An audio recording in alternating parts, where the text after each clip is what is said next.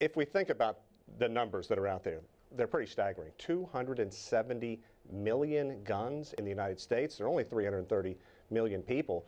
Do we really need that kind of statistic where it shows almost one gun per person, especially in an area where you can argue that young people aren't getting the kind of mental health treatment they need? One would have to presume there were warning signs out there for James Holmes. The school, the University of Denver, hasn't talked about it much, but if there were warning signs out there, how do we rationalize that equation? It's a very, very deadly equation. Mental health, big guns.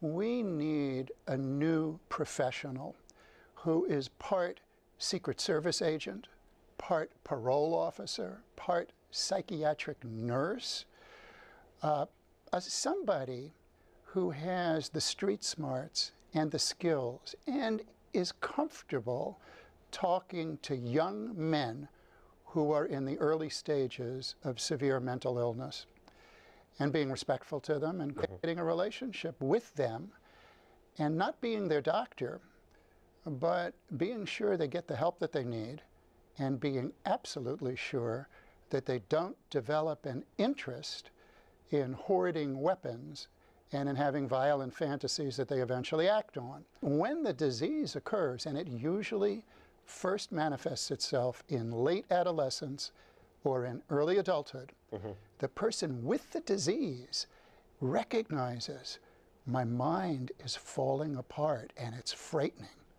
And what their mind does sometimes automatically is give them a delusion. It gives them a script, and it says, instead of, I'm going crazy, it says, I am appointed by God to do something terribly important. It is awful, but we've talked about the suspects. Let's talk about the victims, because there are a lot of people who are going to carry these emotional scars for the rest of their lives. We look back to the students at Virginia Tech.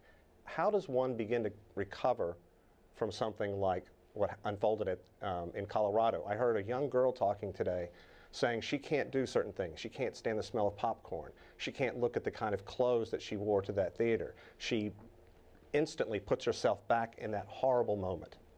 We shouldn't consider a girl who can't smell popcorn to be deranged or diseased for life. She has an injury.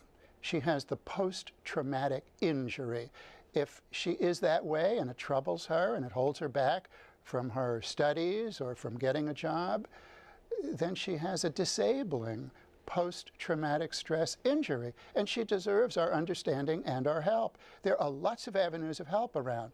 I don't think we have enough trained mental health professionals, but we're getting better at it. Look, we've got soldiers coming home and Marines and airmen, sailors. Sure, these are people who are in their 20s we're going to take care of for the rest of their lives. It's very sad. Well, not all of them.